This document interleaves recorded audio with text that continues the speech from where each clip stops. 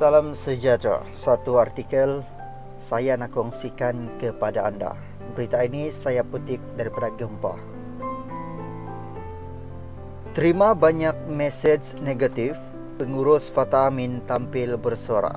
Kalau duduk rumah dihina pula tiada duit.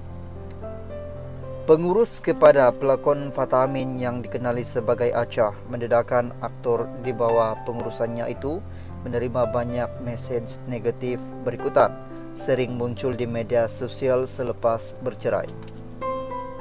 Menerusi potongan klip siaran langsung di TikTok, Acah meluahkan rasa berang dengan segelintir netizen yang didakwa mempunyai perasaan dengki dengan rezeki pelakon berusia 34 tahun itu.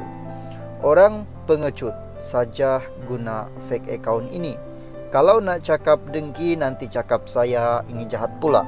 Saya faham saja kalau ada yang tak suka.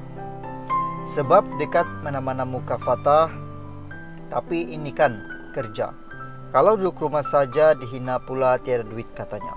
Dalam pada itu Acah menasihati netizen untuk berfikir sebelum berkata-kata. Kerana setiap orang mempunyai had dalam menahan sabar. Simpati dengan Amira.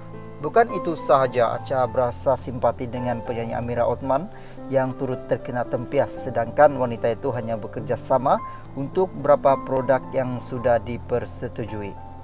Kenapa kena kecam Amira? Saya tak faham. Sebab dia kerjasama dengan Fatah. Korang kecam. Cuba doakan saja yang baik-baik. Kalau tak suka jangan tengok, doa saja untuk diri sendiri, ujurnya.